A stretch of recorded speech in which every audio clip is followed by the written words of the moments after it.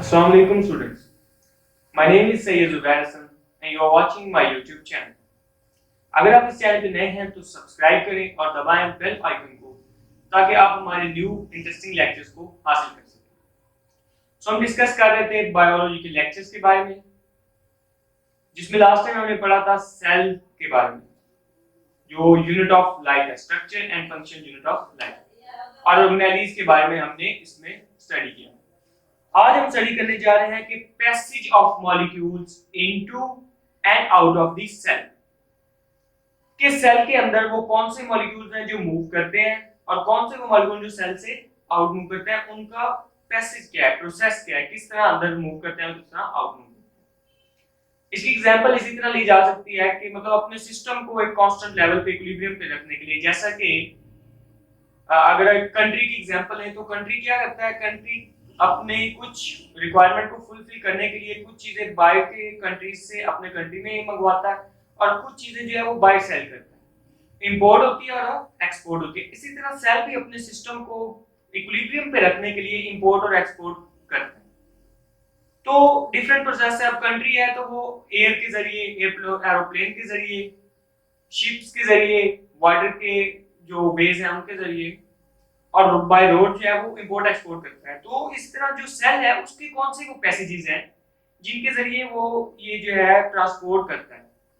अब जैसा कि कंट्री के आउटसाइड बॉर्डर होता है, बॉर्डर पे पता चलता है कि क्या चीज है, क्या इंपोर्ट एक्सपोर्ट हो रहा है। फिर इसी तरह सेल के आउट हमने पढ़ा है कि जो प्लांट सेल है उनके जो आउटर मोस्ट बाउंड्री है वो है सेल वॉल, उसके बाद आ जाती है सेल मेम्ब्रेन, और एनिमल सेल में सिर्फ सेल मेम्ब्रेन होती है। तो इसी तरह जो सेल मेम्ब्रेन है वो बताती है कि किस मॉलिक्यूल को अंदर आना है और किस मॉलिक्यूल को बाहर जाना है। हाँ, सारे के सारे मॉलिक्यूल्स नहीं मूव करते हैं, सिलेक्टिव मॉलिक्यूल्स जो है वो मूव करते हैं। तो इसीलिए सेल मेम्ब्रेन को क्या कहते हैं, सेमी परमिएबल मेम्ब्रेन। और इसके जो पैसेजेस हैं, जो प्रोसेसेस हैं वो कौन से हैं, उसमें नंबर 1 पे आ गया डिफ्यूजन, नंबर 2 पे फैसिलिटेटेड डिफ्यूजन, नेक्स्ट है osmosis, filtration, active transport, exocytosis and endocytosis. ये वो सारे प्रोसेस हैं जो डिफरेंट लेवल पे सेल को हेल्प करते हैं कि वो कुछ मॉलिक्यूल को इनसाइड ले जाए और कुछ मॉलिक्यूल को आउटसाइड ले आए। सो हम इनको वन बाय वन डिस्कस करेंगे। तो नंबर 1 पे हम डिस्कस कर रहे हैं डिफ्यूजन के बारे में। डिफ्यूजन क्या होता है? अब डिफ्यूजन की अगर डेफिनेशन देखी जाए तो diffusion is the movement of molecule from the area of higher concentration to the area of lower concentration. इससे साबित हो गया होगा कि क्या है कि वो मॉलिक्यूल जिनकी कंसंट्रेशन एक जगह पे ज्यादा होते हैं, ज्यादा पा जाते हैं, वो वहां से कम मूव करते हैं कम मिकदार वाली जगह पे। तो सबसे सिंपल है, पता चल गया। अब एक वो टाइम वाला होता है, हमने देखा होगा कि जिसपे टाइम नोटेट करते थे, तो क्या होता था, ऊपर वाला जो सेगमेंट था उसमें क्या था, ज्यादा पाए जाते थे, कंसंट्रेशन होती थी, उसमें सैंड होती थी, और नीचे थे कम। फिर वो क्या ऊपर से नीचे की तरफ मूव करती। तो मतलब जिस साइड पे कम कंसंट्रेशन होगी उस साइड पे मूव करना भी बहुत आसान होगा। अब एक साइड पे पत्थर ज्यादा पड़े, दूसरी साइड पे कम, तो क्या होगा, इधर से इधर मूव करना आसान होगा ज्यादा। तो इसे कहते हैं डिफ्यूजन। अब डिफ्यूजन सॉलिड, लिक्विड और गैस इन मॉलिक्यूल के होते हैं, लेकिन डिफरेंट मॉलिक्यूल्स ये जो है सेल में मूव करते हैं। मेजॉरिटी जो है सेल की वो इसमें जो है डिवीजन के जरिए मूव करती है, क्योंकि ये सबसे सिंपल टाइप है कि from the area of higher concentration to the area of lower concentration. और ये एक लेवल ऐसा भी आ जाता है कि अब एग्जांपल पत्थर की ली तो क्या पत्थर मूव करते जाया करते हैं, ये इधर भी बराबर हो गया, तो क्या इक्विलिब्रियम पे आ जाता है। हर सेल की, हर सिस्टम जो है वो जब इक्विलिब्रियम पे होता है ना, तो ही वो चल रहा होता है सही, उसको कहते हैं कि जी ये बहुत अच्छा सिस्टम चल रहा है, क्यों, क्योंकि वो इक्विलिब्रियम पे है, तो ये इक्विलिब्रियम पे आ जाता है। अब डिवीजन जो है वो सेल के अंदर भी होती है और सेल के बाहर भी होता है, जैसा कि मुख्तलिफ ऑर्गेनेलिज होती है और न्यूक्लियस होता है। तो न्यूक्लियस से कुछ मॉलिक्यूल बाहर मूव कर रहे हैं और कुछ मॉलिक्यूल न्यूक्लियस के अंदर मूव कर रहे हैं साइटोप्लाज्म से। हमने साइटोप्लाज्म भी पढ़ा और न्यूक्लियस भी हमने पिछले लेक्चर्स में पढ़ लिया। और कुछ जो है वो कंप्लीट सेल जो है सेल मेम्ब्रेन से आउटसाइड मूव कर रहे हैं मॉलिक्यूल, और कुछ सेल मेम्ब्रेन से इनसाइड कंप्लीट सेल में मूव कर रहे हैं। तो ये डिवीजन इनसाइड द सेल होती है और आउटसाइड द सेल भी होती है। अब इसमें एक एग्जांपल हम लेते हैं कि ह्यूमन लंग्स जो होते हैं या फिशेस की, हम सांस ले रहे हैं तो बाहर से क्या कंज्यूम कर रहे हैं, ऑक्सीजन अंदर जा रही है। बड़ी आसानी से ऑक्सीजन अंदर चली जाती है, हमें एनर्जी नहीं लगानी पड़ती। देखिए इस तरह सांस ले रहे हैं, क्यों? क्योंकि अंदर ऑक्सीजन की जो कंसंट्रेशन है, मिकदार है, वो कम है और जो बाहर है वो क्या है, ज्यादा है। तो ऑक्सीजन बड़ी आसानी से अंदर मूव कर सकती है। इसी तरह जब हम ऑक्सीजन अंदर रखते हैं, हम कार्बन डाइऑक्साइड बाहर निकालते हैं। तो क्या है कि कार्बन डाइऑक्साइड की बाहर कंसंट्रेशन कम है और इनसाइड जब ज्यादा होती है तो फिर वो बड़ी आसानी से सांस के जरिए बाहर निकल जाती है।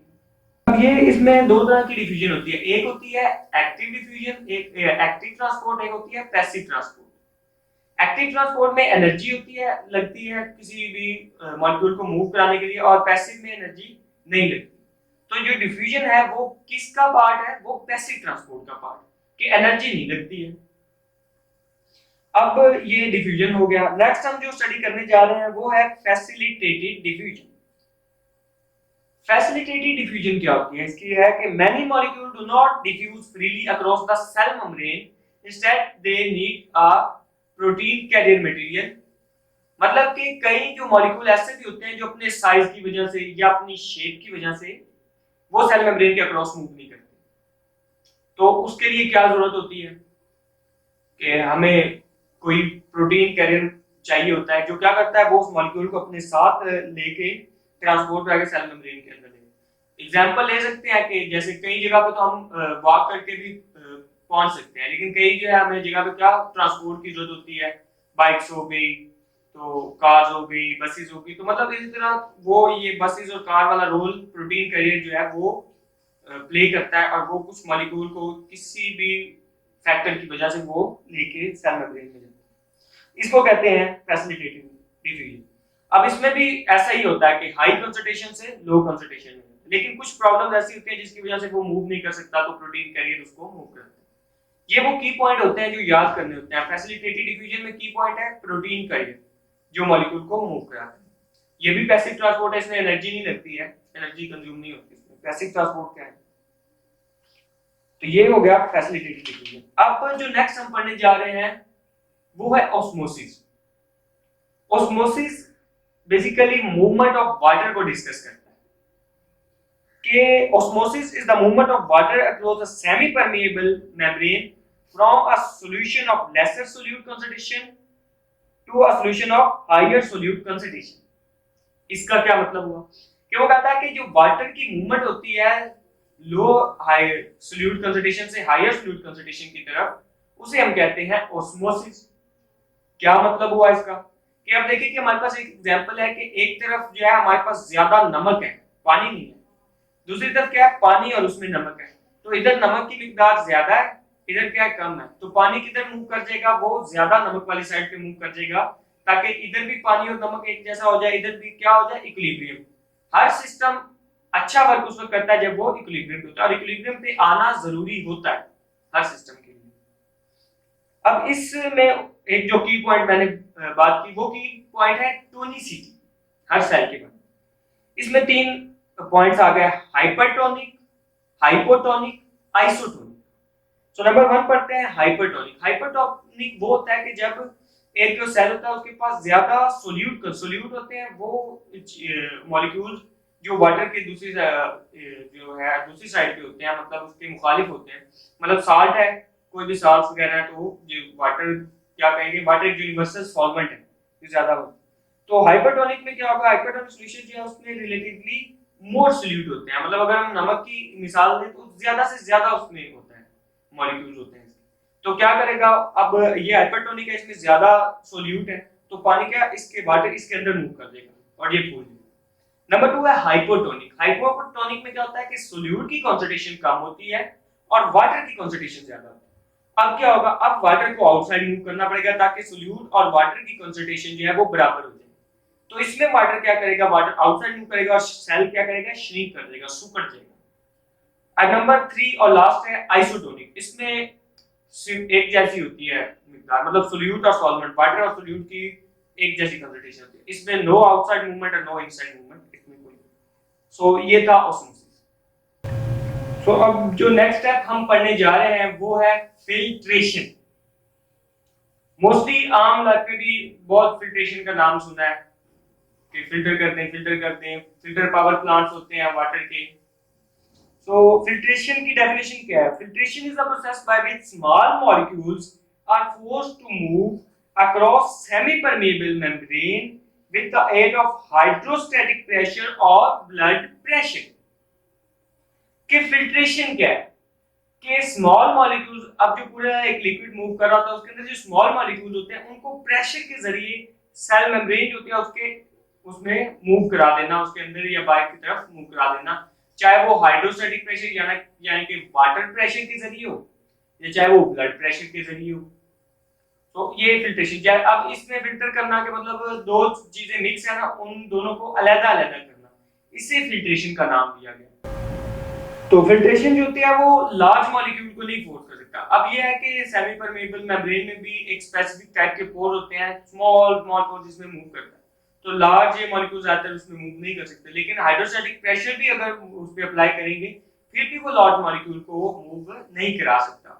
सिर्फ किसको मूव कराएगा? स्मॉल मॉलिक्यूल्स को मूव कराएगा। तो इसको क्या कहते हैं? फिल्ट्रेशन। अब नेक्स्ट जो हम पॉइंट पढ़ने जा रहे हैं वो है एक्टिव ट्रांसपोर्ट।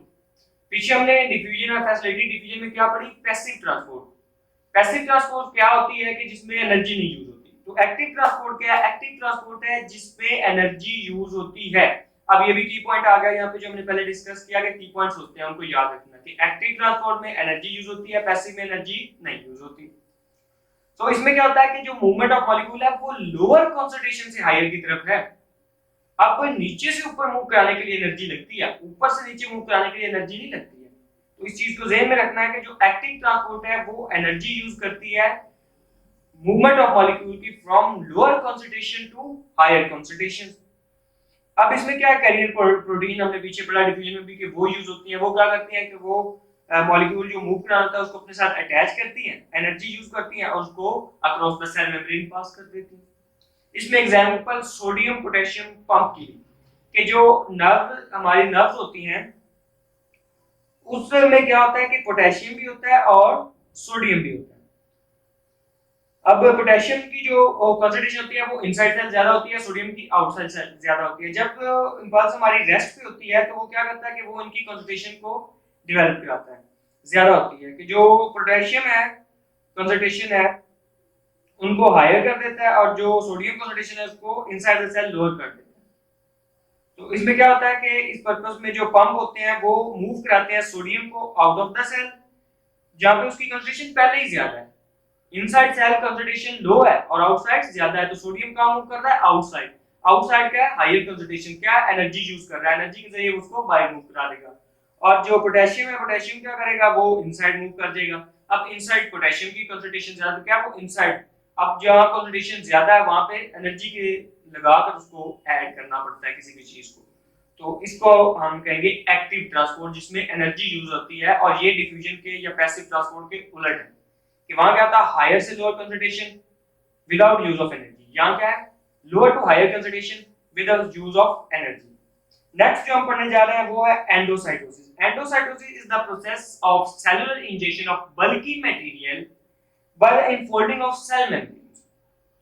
अब इसमें क्या होता है कि जो कोई मटेरियल आता है सेल मेम्ब्रेन ऐसे है, वो उसको ऐसे अपने अंदर इनफोल्ड हो जाती है, ऐसे बन जाता है पूरा, और उसके अंदर जाता है, वो इधर से बंद होके वो उसको क्या अंदर लेके मटेरियल को चली जाती है। एंडोसाइटोसिस इनसाइड फोल्ड होना, तो इसको कहते हैं। अब इसकी दो टू फॉर्म्स है एंडोसाइटोसिस की, इसको फैगोसाइटोसिस भी कहते हैं और पिनोसाइटोसिस।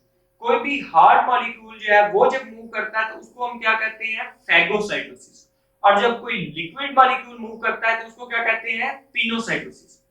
फैगोसाइटोसिस को कहते हैं सेलुलर ईटिंग और पिनोसाइटोसिस को कहते हैं सेलुलर ड्रिंकिंग। तो ये एंडोसाइटोसिस था। अब लास्ट वन जो इस पे आ गया प्रोसेस वो है एक्सोसाइटोसिस। एंडोसाइटोसिस क्या था? मूवमेंट जो है उसकी सेल मेम्ब्रेन की, एंडो इनसाइड, एक्सो आउटसाइड। अब इसमें क्या होता है कि वो अंदर से सेल जो है वो मॉलिक्यूल को बाहर की तरफ भेजता है बाय फोल्डिंग के जरिए। क्या करते हैं? एक्सोसाइटोसिस। अब ये प्रोसेस क्या करता है? ये रिप्लेस कर देता है जो सेल मेम्ब्रेन का पार्ट ऐसे हुआ था तो वो पूरा एक कैप्सूल बन गया जिसके अंदर वो मटेरियल है वो अंदर मूव कर रहा है, उस जो पार्ट लॉस्ट हुआ सेल मेम्ब्रेन का उसको वापस रिप्लेस कर देता है एक्सोसाइटोसिस। मतलब कोई मॉलिक्यूल इनसाइड मूव हुआ, मेम्ब्रेन ऐसी थी वो ऐसे उसने बना लिया, यहाँ से पूरा गोल ही है, अंदर मॉलिक्यूल आया, बंद होके सेल के अंदर ट्रांसपोर्ट हो गया, यहाँ से सेल मेम्ब्रेन का जो वो हिस्सा है लॉस्ट हो गया। जब एक्सोसाइटोसिस होगी तो वो ऐसे आके ऐसे उस मटेरियल को आउटसाइड मूव करके दोबारा अटैच हो जाएगा, तो क्या होगा, रिप्लेस हो गया। तो ये वो प्रोसेस थे जो पैसेज ऑफ मॉलिक्यूल के सेल के अंदर और सेल के बाहर मॉलिक्यूल को मूव कराते हैं, जिसमें diffusion, facilitated diffusion, osmosis, filtration, active transport, endocytosis और एक्सोसाइटोसिस। और ये लेक्चर था 9th क्लास की बुक से, जो 9th क्लास बच्चों के लिए बहुत ज्यादा जरूरी है। बहुत सिंपल वर्डिंग यूज की है, बहुत ज्यादा दूसरी वर्डिंग यूज नहीं की गई है, सिंपल वर्डिंग है 9th क्लास के लिए। और जो हायर क्लास है वो इसे अपने एक कॉन्सेप्ट के लिए उनके लिए बहुत अच्छा है लेक्चर। सो मैं उम्मीद करता हूँ आपको कुछ समझ आई होगी, आपको एक आइडिया मिला होगा। Thank you.